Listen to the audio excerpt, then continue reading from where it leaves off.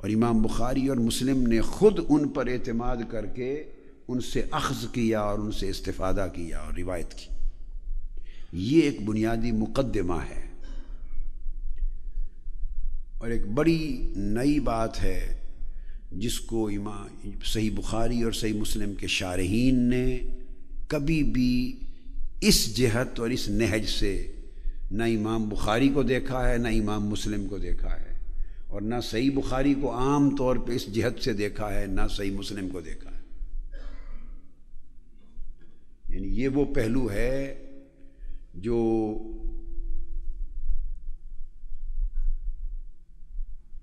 لوگوں کی لا علمی کے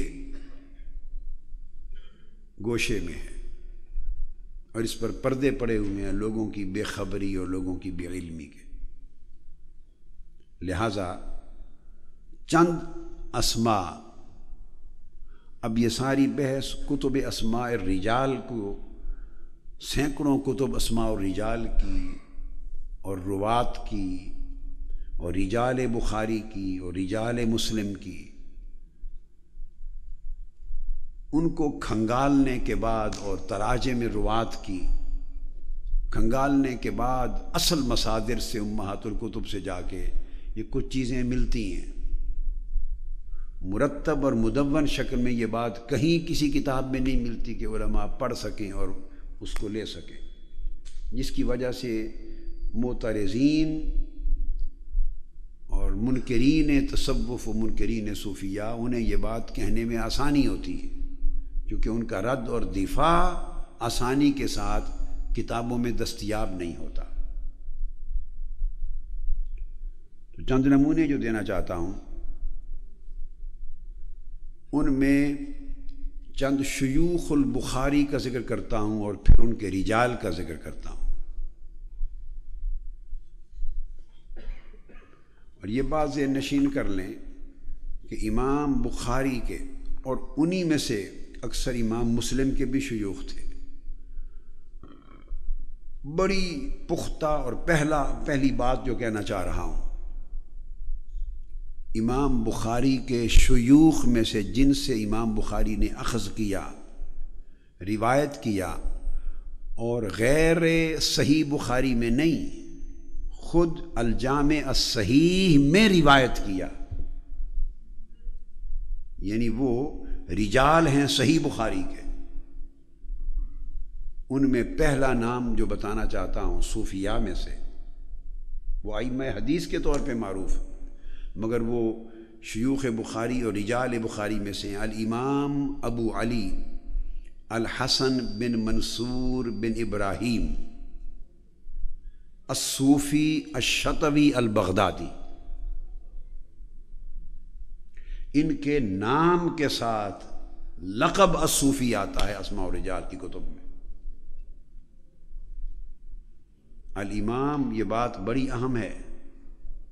اب وہ صوفیاء امام بخاری کے شیوخ اور رجال ہیں جن سے انہوں نے حدیث رسول روایت کی. الامام ابو علی الحسن بن منصور بن ابراہیم الصوفی الشطوی البغدادی. اب آپ پوچھیں گے امام بخاری نے کہاں روایت کیا اس کو؟ روى البخاری عنہ فی کتاب صفت النبی صلی اللہ علیہ وآلہ وسلم. اور بڑی اہم کتاب ہے رجال و صحیح البخاری، معروف کتاب ہے رجال و صحیح البخاری. اس میں امام بخاری کی صحیح کے رجال کا تذکرہ ہے 2 جلدوں میں. اس میں 209 رقم 209 پر اس صوفی شیخ کا ذکر ہے.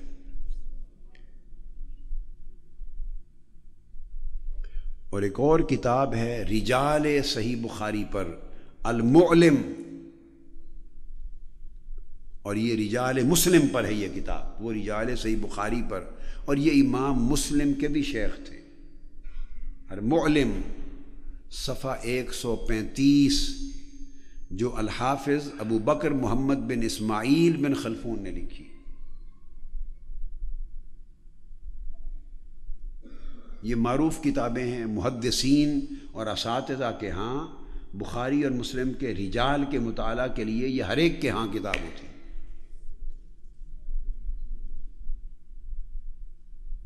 انہوں نے امام بخاری نے گویا صفت النبی صلی اللہ علیہ وسلم کے باب میں ان سے روایت کیا ہے۔ اسی طرح ایک اور شیوخ ہیں الامام ابو عبداللہ احمد بن عبداللہ بن یونس التمیمی الیربوعی الکوفی، یہ کوفہ کے اکابر زہاد عباد صوفیاء و صالحین میں سے تھے، اور انہوں نے اخذ فیض کیا تھا حضرت سفیان ثوری سے اور حضرت فضیل ابن عیاض سے، اور اسی طرح اس زمانے کے دیگر زہاد اور عابدین اور صوفیاء اکابر سے۔ وہ امام بخاری کے بھی شیخ ہیں، امام مسلم کے بھی شیخ ہیں، اور رجال ہیں بخاری اور مسلم کے۔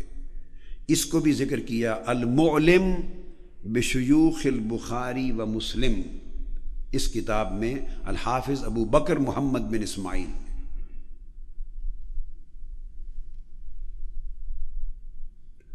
اور روا عنہ البخاری و مسلم،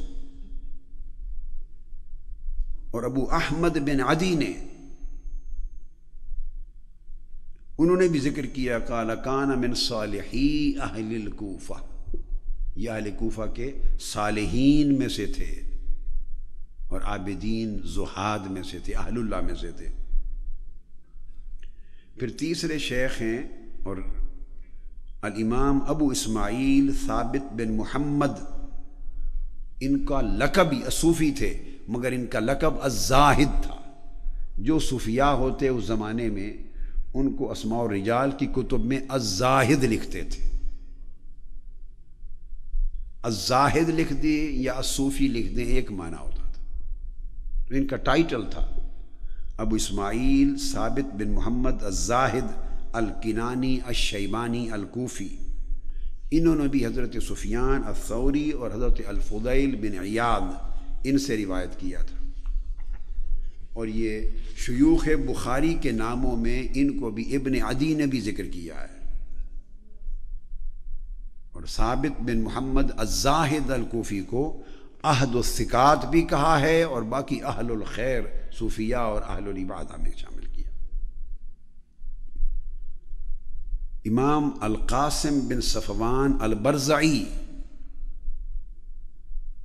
هو یروی عن ابی حاتم الرازی، امام ابو حاتم الرازی وہ کہتے ہیں سمعت ابا حاتم الرازی، اور وہ کہتے تھے کہ میں نے دنیا میں اپنی زندگی میں 4 افراد دیکھے جو زہد ورع اور تقوی میں سب سے اونچے تھے، جو زہاد تھے، اور ان سے بڑا زاہد کوئی نہیں دیکھا۔ جب یہ کہتے یہ صوفیاء کی جماعت تھی، طبقہ تھا، ان میں آدم بن ابی ایاس اور ثابت بن محمد الزاہد۔ اب ان کے لقب کے ساتھ جب الزاہد لگتا تو وہ معروف ہوتے تھے کہ وہ اہل تصوف، اہل زہد، اہل ورع ہے۔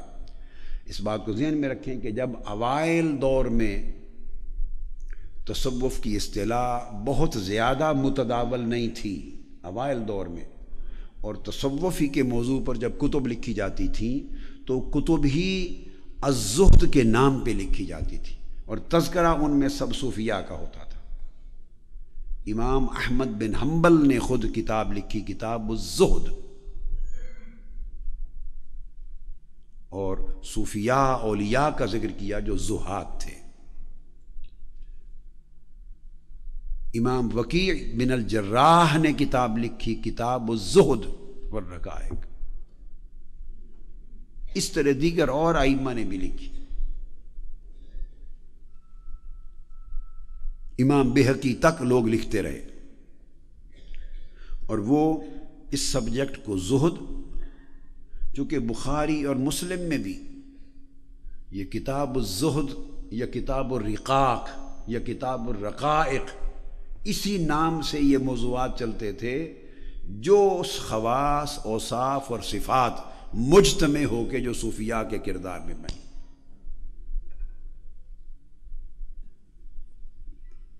پھر اس کے بعد امام بخاری اور مسلم کے اور شیخ ہیں الامام ابو یعقوب اسحاق بن ابراہیم بن مخلد بن ابراہیم التمیمی الحنظلی النیساپوری، یہ بھی اسی طرح زہاد عباد صوفیاء اجلہ میں سے تھے۔